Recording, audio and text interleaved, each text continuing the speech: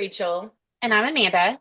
and this is a special bonus episode with our special guest, author Barbara Dee. Today we'll be chatting with Barbara about her writing and highlighting her newest middle grade book, Tear This Down, out today. Welcome, Barbara. Thank you for joining us today. Thanks so much for having me. So, I read in your biography that you've been a teacher, you've practiced law, and now you have published your 15th middle grade book.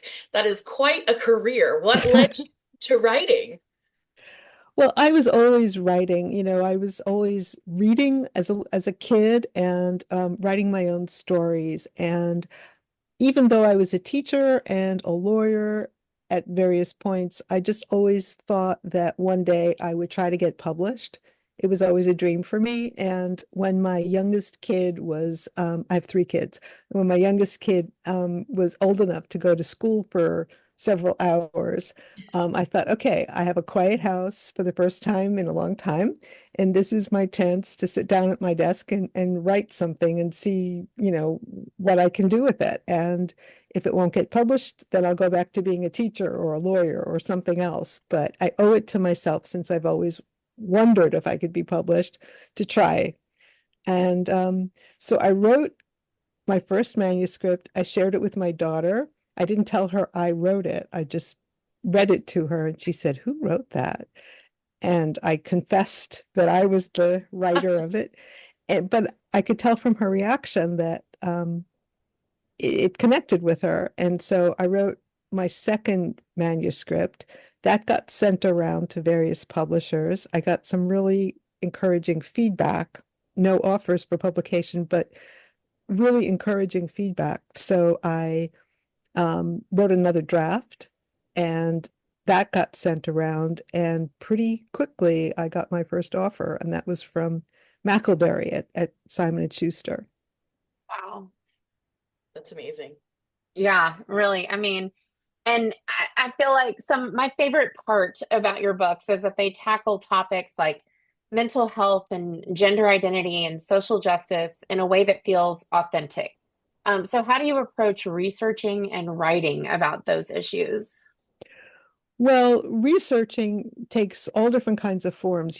I spend a lot of time talking to kids, but I Mhm. also talk to teachers and librarians and mental health professionals and other kinds of doctors. And um, I also do research online. If you've read my book, Violets Are Blue, you know that Mhm. research can take some different kinds of forms, like Right? watching YouTube videos on special effects makeup. Um, I didn't know anything about that subject, and so I had to spend a long time watching those videos, and that was a form of research. I tell kids all the time that research takes many different forms. And sometimes it's a conversation with somebody, and sometimes it's reading a book, and sometimes it's watching a video. Um, Hmm. because kids think of research as this, this academic thing that, is kind of dry and dusty, but it doesn't have to be. And as for, how I approach it in my writing, um, I never want my books to be one note. I never want them to be didactic and just about the topic, because kids' lives are not that way. Even if a kid is going through something at home, for example, um, their life is not just about that one issue. They still have to do their math homework. They still have to, worry about who they're sitting with in the lunchroom.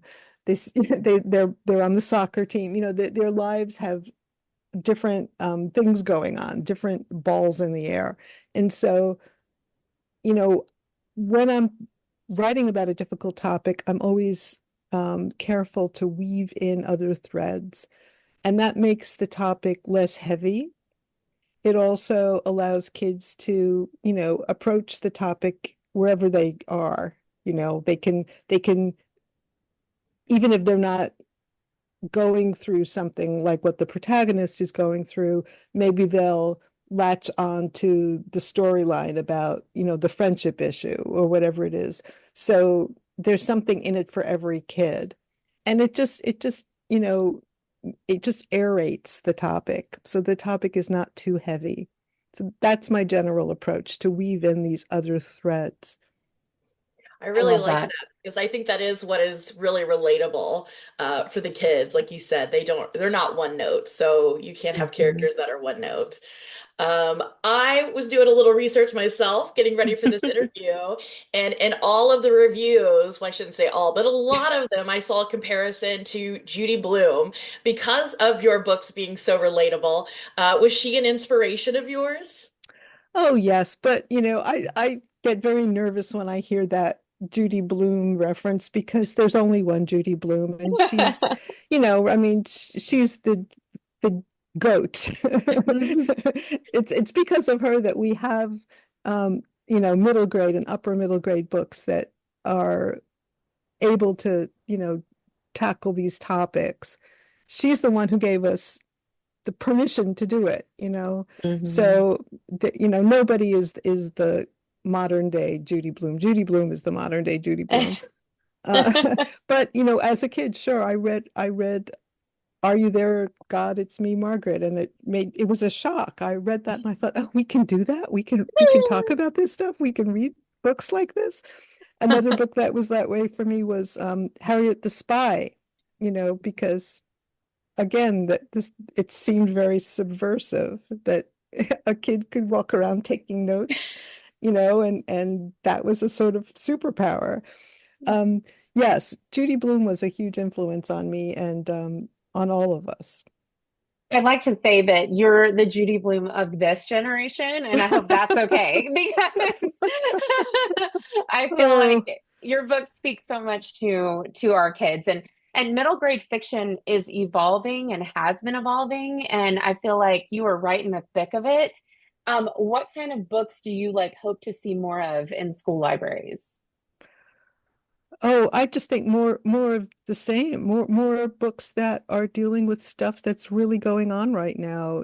I think kids are so much more aware than they're given credit for. Mhm. They're all plugged in. They all know what's going on in the world. Um, but maybe some of it's in their peripheral vision. Maybe they're not, reading long, reasoned PhD dissertations about these topics, but they're aware of it. And if we don't write books that address these topics head on, what happens, I think, is that kids get anxious because they feel like, they can't, they feel, first of all, that they're the only one who's perceiving these things. They're the only one who's worried about climate change, for example, Right. um, or addiction or mental health or sexual harassment. Um, and they don't realize that, you know, other people have experienced these things, and that's why there are stories about them, and that's why there are words that they can learn. Um, so, you know, I would love to have more books that address things that are happening in real life right now. My next book is called Nothing to See Here, and it's about uh, social media and the toxic effect it has on middle school. And I'm working on another book about AI. So, Whoa. there's just no limit to the kinds of topics that are super relevant for kids that affect them on so many different levels, socially, emotionally, um, and that deserve to be talked about. And I think Mhm. that, I really don't understand the impulse to snatch books away from kids because if you want to, you know, address these topics in a way that's meaningful to you as an adult, what better way than to both be reading a book and discussing it, you know? Right. Because snatching books away just ends the conversation and it makes kids turn inward and it makes them anxious and it makes them Yeah. subjected subject to misinformation. And it ends the conversation. It tells kids that they can't go to you and confess things that are going on in their lives and get your guidance. It shuts them down. So 100%. And I feel like that's the point, isn't it? Right? I feel like whether yes, they know it or not, that's exactly what they're doing. So when they take those books out of kids' hands, then they can only feed them the information that they want them to get. And it's like crazy because, like you said, with social media, that it's all out there. Like they It's can all get out on there. and see all kinds of stuff. Wouldn't you want them to have that conversation with you and like be able to kind of guide it and give your opinion and hear their opinion? So I agree with that 100%. Yeah, it just tells kids that they can't come to you. Right. It doesn't make the subjects go away. Exactly. Absolutely. Well, talk about relevance. Your next book or your book out today, Tear This Down. We have our main character, Freya, who ends up doing quite a bit of research, especially with the local library, and she even gets her hands on some primary sources. Did you have a clear intention with this book to talk about research skills and library use when you were heading into this? 100%. Yes. I wanted to make the librarian a resource, a very cool person, um, a creative person, somebody that they could respect and who has their best interests at heart and cares about the town. Um, yes, absolutely. I felt very strongly that librarians are under attack unfairly, and we need to show kids how cool and wonderful they are. And so I had every intention of making the librarian an important character in this book and also a really cool character. We appreciated that. We were like, that's one of my favorite characters in the book is the librarian. And I know that like you've been following along with like our friend Amanda Jones and all of the stuff that she's been doing. And so we appreciate you fighting alongside us because you're right. I'm not quite sure why we're under attack, but it is right now. One of the big themes in Tear This Down is recognizing privilege and understanding like when to speak up. How do you hope young readers will respond to this theme? Speaking of standing up. Well, I want kids to who read this book to feel empowered to stand up, to use their voice. I think a lot of kids, just like a lot of adults right now, feel powerless. Mhm. And so I wanted to write a book that showed a kid who explores various ways of speaking out, speaking up, and being creative about it because she makes a lot of mistakes and she figures out a way forward that is successful in some ways, but not successful in other ways, maybe. But I think you get the sense that she will be successful ultimately. But I think the thing that makes her as successful as she is that she finds her community. She Mhm. doesn't try to accomplish everything on her own. She speaks out forcefully, but she also surrounds herself with other people and starts to listen to their points of view as well. And so, because she's creative, because she's tenacious and iconoclastic and outspoken and fearless, but also because she finds her community, she is ultimately, pretty successful. Yeah, I love how her parents kept saying like over and over, like, come to us, like help, we will help you. And so I love also having that opposing side, hearing both sides and kind of we need more of that. I feel like in our nation, I feel like we're very separate right now. And to have those conversations are so important. And I love that that was a part of the book. If she's not an easy kid to have in your family, her parents are trying, they're trying to be supportive, but she makes it a little hard for them. But ultimately, I think ultimately, you know, they're there with her and they're really supportive and she gets it. 100%.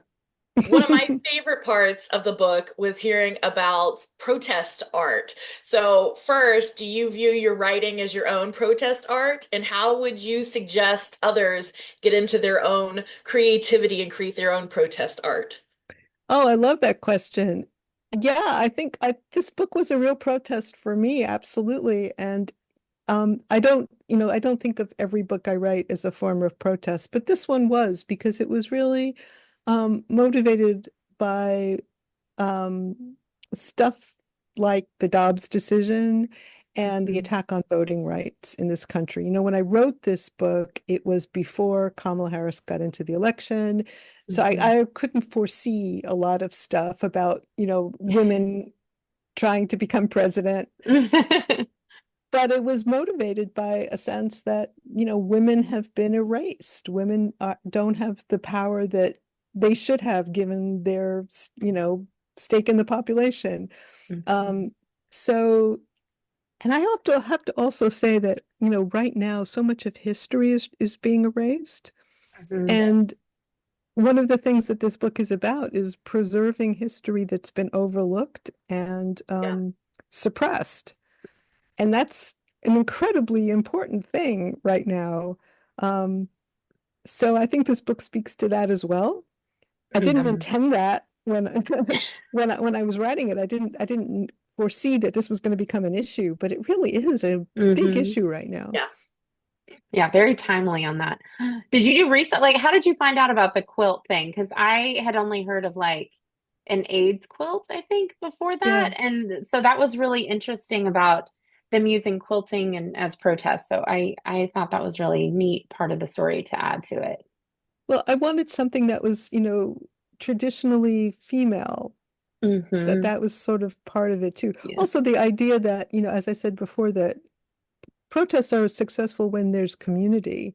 Hmm. And the idea of a quilt, especially the AIDS quilt, which just has these random scraps from all these different people that may not have meant anything, intrinsically, but when you put them all together, you end up with, I just Hmm. got chills.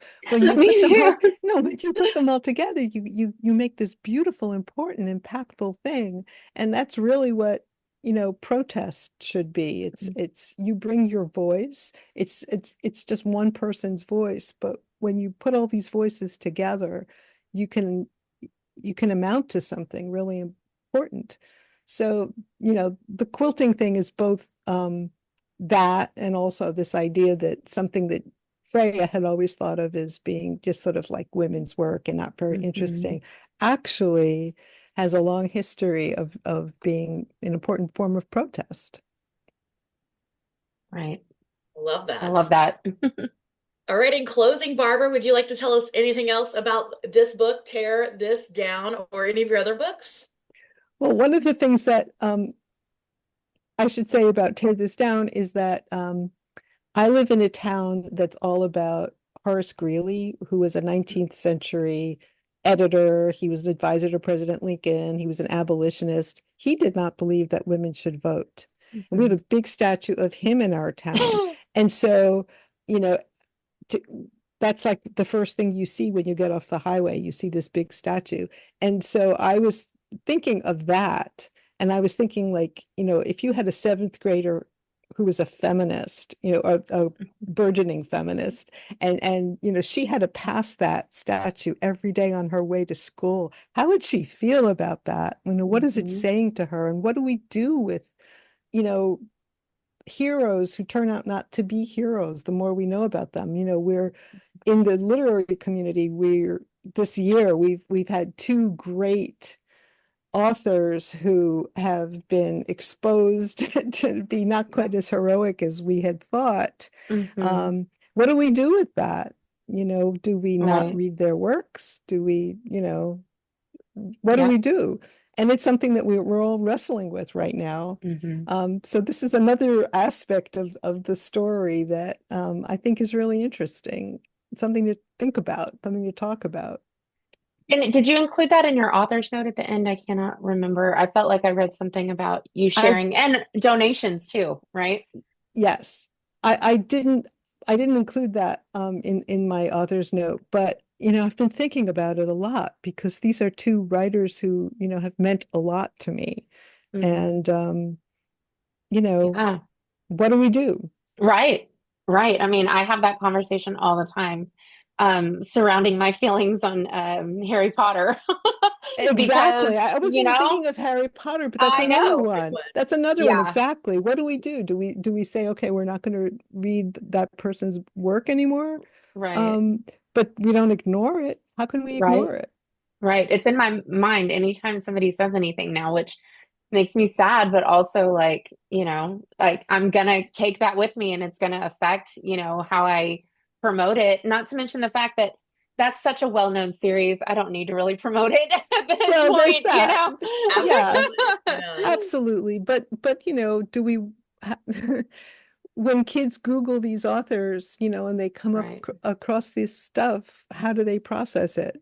We need to know that they're doing that and know how to right. talk to them about it. 100%. Yeah. And this book is a great place for them to start thinking about that. Hmm. So Tear This Down is Barbara's latest book and it's out today. Thank you so much, Barbara, for joining us today. Remember to stop by your local library or your local bookstore today and grab one of Barbara's books. If you have any questions, suggestions, or comments, reach out on social media at Books and Bingos or email us at booksandbingos@gmail.com. Thanks for listening and join us again Friday for our next full episode.